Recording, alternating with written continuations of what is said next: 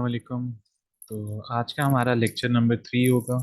एक लेक्चर 2 में मैंने आपको सी प्लस प्लस की वीडियो एक सेंड की थी। उम्मीद है आपने वो देखी होगी। उसमें बेसिकली मैंने सी प्लस प्लस क्या होती है, किसने बनाई थी, कुछ थोड़ी सी थियोरेटिकल चीज़ें थी। वो एक मैंने एक शॉर्ट सी वीडियो बना दी थी ताकि उसके थोड़े से कॉन्सेप्ट्स क्लियर हों सबको। तो आज हम प्रोग्रामिंग फंडामेंटल्स, या जिसकी बड़ी हाइप है, पीएफ जिसको हम शॉर्ट फॉर्म में कहते हैं, वो हम देखेंगे आज। ठीक है।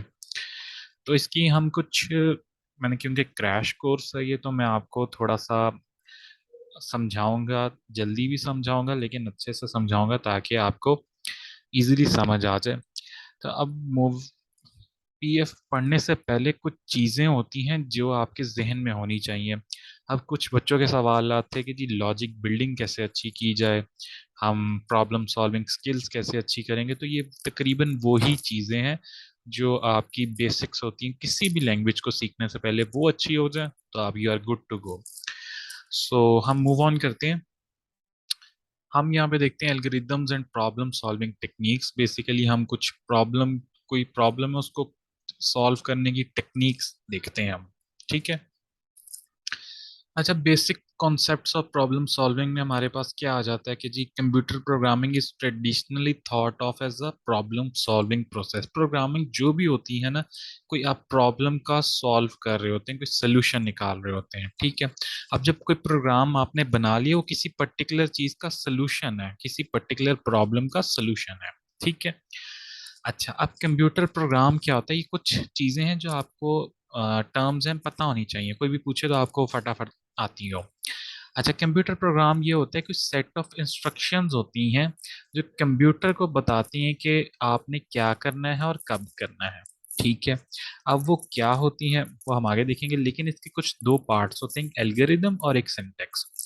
अच्छा, एल्गोरिदम क्या होता है? एल्गोरिदम ये होता है कि आपने कोई स्टेप बाय स्टेप, जैसे इंग्लिश में हम कहते हैं कि जी अगर आपने एबीसी लिखनी है तो आप अल्फाबेटिकली ही उनको लिखेंगे, तो उसका एल्गोरिदम क्या है कि जी आपने अल्फाबेटिकली ऑर्डर में लिखनी है। ठीक है। तो ये उसका एल्गोरिदम है, आप स्टेप बाय स्टेप लिखते हो। अब एंड सोल्यूशन क्या आ जाता है आपके पास, डिजायर्ड गोल क्या है कि जी जब आपने पूरी कंप्लीट 26 लेटर्स लिख ली है तो आपकी एबीसी कंप्लीट है, तो आपके पास एंड सोल्यूशन है उसका। ठीक है। और सिंटेक्स क्या होता है? अच्छा, अब सिंटेक्स ये होता है कि जी आपने एक लैंग्वेज, जो भी प्रोग्रामिंग लैंग्वेज है, उसको आपने किसी प्रॉपर स्टेटमेंट में उसके किसी, जिसको कहते हैं उसका कोई अच्छे से कोई सिंटेक्स होगा, कोई उसका पर्टिकुलर वे होगा लिखने का, उसके थ्रू लिखना है आपने। ठीक है। तो मैं दोबारा रिपीट कर देता हूँ एल्गोरिदम और सिंटेक्स को। ठीक है। तो algorithm basically step by step किसी चीज को लेके चलना अपने एंड सोल्यूशन तक। ठीक है। और सिंटेक्स क्या होता है? किसी वे से लिखना। कौन सा वे है वो हम आगे देखेंगे। ठीक है। अच्छा, जो बच्चे कह रहे थे कि जी प्रॉब्लम सॉल्विंग स्किल्स को इम्प्रूव करना, लॉजिक बिल्डिंग अच्छी करना, उनके लिए 5 स्टेप्स नेसेसरी हैं। तो 5 स्टेप्स होते हैं किसी प्रोग्राम को डेवलप करने में। ठीक है। क्या है? Analyse the problem. पहले प्रॉब्लम को जहन में सोचें, एनालाइज करें। जब अच्छे से एनालाइज कर लिए, आप फिर एक पेपर पेन लेके प्लान करें अपना सोल्यूशन, कि आप बनाएंगे क्या और क्या बनाना चाहते हैं और किस लैंग्वेज में बनाना चाहते हैं। फिर आप उसको, जो भी आपने प्लानिंग की है, उसको इम्प्लीमेंट करें अपने कोड में। अब कोड के थ्रू आप इम्प्लीमेंट करें। ठीक है। मैं आसान अल्फाज में समझा रहा हूं ताकि आप लोग को इजीली समझ आए।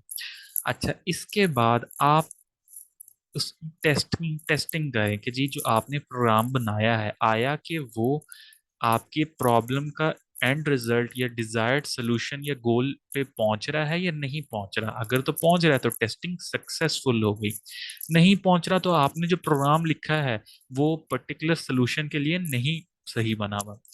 इम्प्लीमेंटेशन, डिप्लॉयमेंट एंड मेंटेन, ये बेसिकली होता है कि जब आपने एक प्रोग्राम लिख लिया है तो आप उसमें चेंजेस करनी हो तो आप उसको मेंटेन करते हैं ओवर द इयर्स, जैसे अपडेट्स नहीं आती तो ये मेंटेनेंस वो होती है। अच्छा, तो ये 5 स्टेप्स हैं बेसिकली। अब 5 स्टेप्स आपको ये पता होने चाहिए कि इनके अंदर भी क्या है, वो आगे हम डिटेल देखेंगे, लेकिन 5 स्टेप्स कौन से हैं एक अच्छे लॉजिक बिल्डिंग के लिए। ठीक है। तो ये उसका एक फ्लो चार्ट टाइप बनाया हुआ है हमने कि एनालाइज करना है, प्लान करना है, कोड करना है, फिर टेस्ट करना है, फिर उसका इम्प्लीमेंट एंड मेंटेन करना है। ठीक है। अच्छा, एनालाइज द प्रॉब्लम को अगर हम नोट देखें तो उसमें हम देखते हैं कि जी what the program is suppose to do. एक जो प्रोग्राम आपने लिखना है उसका पर्पस क्या है। ठीक है। अब what data the program will use, data में ऐसे क्या, प्रोग्राम में ऐसी क्या क्या इनपुट्स होंगी, आप प्रोग्राम को क्या क्या चीज प्रोवाइड करोगे कि वो एक सोल्यूशन प्रोड्यूस करे। ठीक है। तो अब इसमें बेसिकली जब आप एनालाइज भी कर रहे होते हो तो उसमें भी तीन चीजें एनालाइजेशन की होती हैं कि आपने इनपुट्स क्या देनी है, आपका प्रोसेस क्या होगा जो प्रोग्राम आपने लिखना है, और आउटपुट क्या निकलेगा। ठीक है। तो बेसिकली हमारे पास ये दो तीन चीजें एनालाइजेशन में भी आ रही होती हैं कि ये हमेशा याद रखना है आपने कि data, input data, process data और आउटपुट डेटा, ये तीन मेजर चीजें होती हैं आपकी किसी प्रोग्राम की, कि प्रोग्राम में इनपुट्स क्या देंगे आप। इनपुट से मुराद ये है कि आप प्रोग्राम को क्या कहेंगे कि जी आगे मूव ऑन करो, पीछे वो प्रोसेसिंग कैसे कर रहा होगा, और पीछे वो आउटपुट कैसे निकाल रहा होगा। तो ये आपने एनालाइज इस तरह करना है। ठीक है। उसके बाद हम आगे चलते हैं प्लान द सॉल्यूशन। अब जब हम प्लानिंग स्टेज पे होते हैं, ठीक है, तो हम कुछ टूल्स इस्तेमाल करते हैं जैसे कि flow charts, pseudo code, hierarchy charts to develop the programs algorithm. ठीक है। अब देखें तीन चीजें हैं आपके पास मेन, क्या है, फ्लो चार्ट्स, सूडो कोड और हायरार्की चार्ट्स। ठीक है।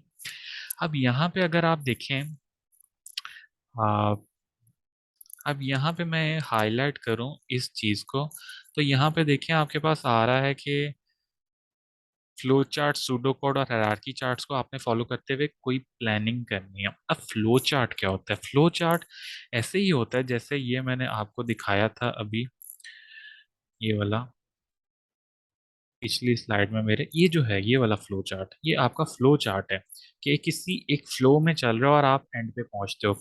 ठीक है। तो ये बेसिकली फ्लो चार्ट है, लेकिन इस तरह की टाइप होगी, लेकिन एक एग्जांपल दे रहा हूँ। ठीक है।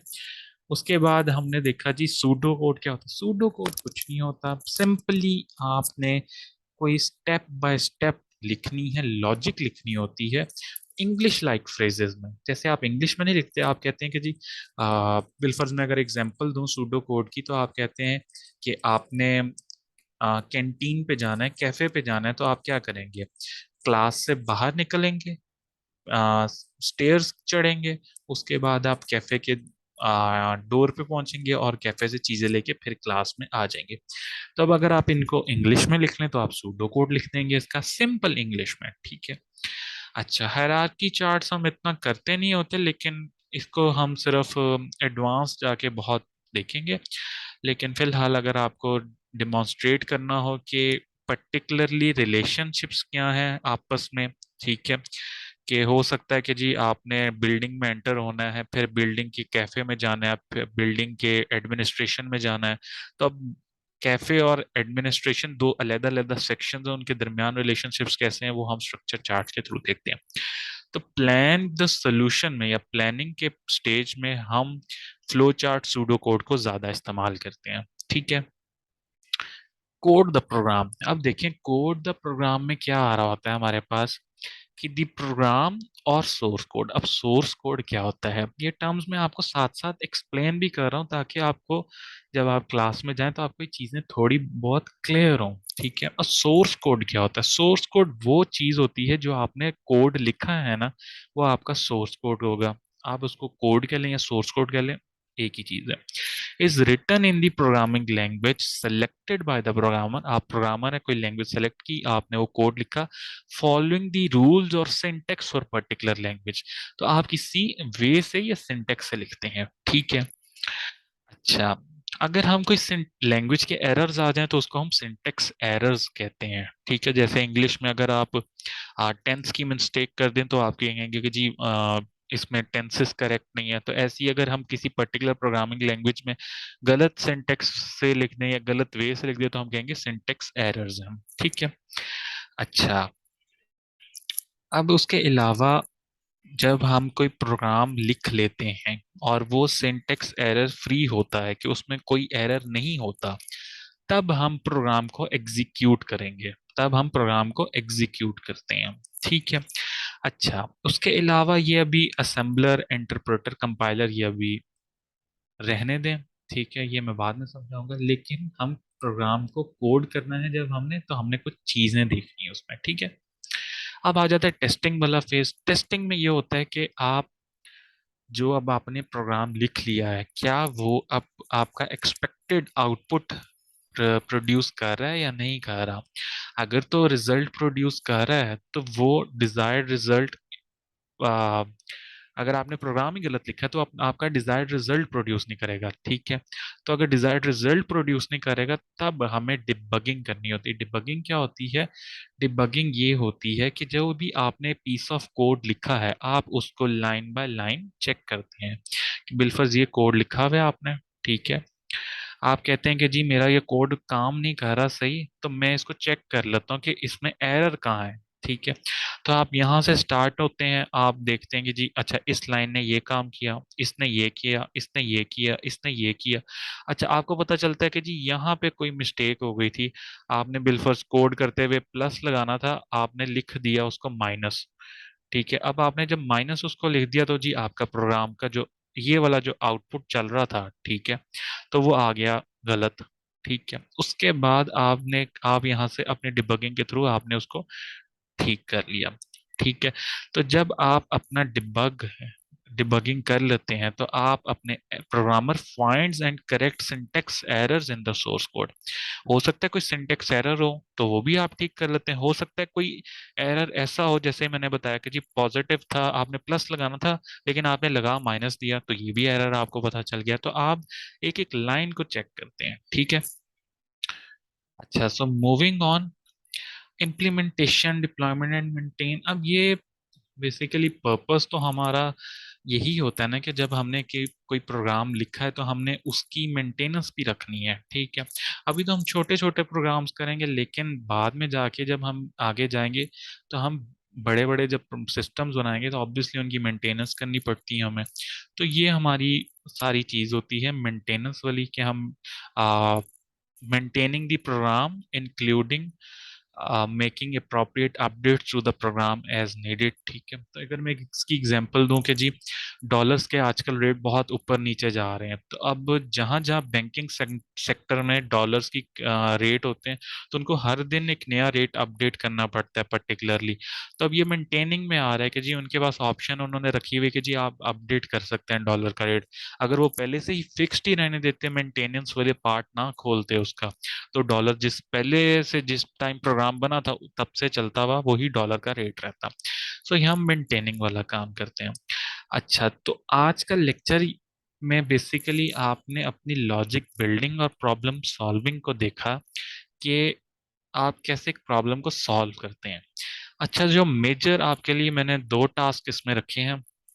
एक तो टास्क आपका ये है कि आपने क्या करना है,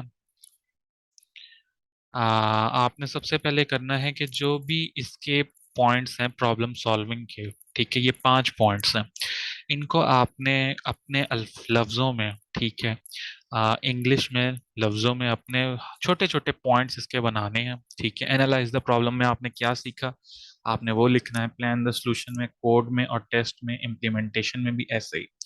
और आपने एक ये काम करना है, और दूसरा आपने क्या करना है कि जितनी भी टर्म्स है ना आपके पास, जिस तरह ये हाईलाइटेड टर्म्स हैं जैसे कंप्यूटर प्रोग्राम, एल्गोरिदम, सिंटैक्स, इनका आपने 3 से 4 लाइंस में आपने कुछ इनको डिफाइन करना है। ठीक है। आप वर्ड पे टाइप करके दे दें, 5-10 मिनट का काम है, कोई मुश्किल नहीं है, मुझे कोई इशू नहीं है। आप वर्ड पे टाइप कर दें, वो एक वर्ड डॉक्यूमेंट बना लें, उस पर ही टाइप करें, या सारी चीज़ें वहां पे टाइप कर लें। मैक्सिमम 15 मिनट लगेंगे आपको, अगर लेकिन कर लेंगे तो अगर आप ये करेंगे तो बहुत इफेक्टिव होगा आपके लिए। और सबमिशन की गाइडलाइंस मैं आपको बताऊंगा कि आपने सबमिट कैसे करना है। तो ये भी आपका एक ट्रेनिंग का पार्ट होगा कि सबमिशन आपने कैसे करानी होती है। तो आप ये ज़रूर वीडियो देखिएगा। तो थैंक यू सो मच।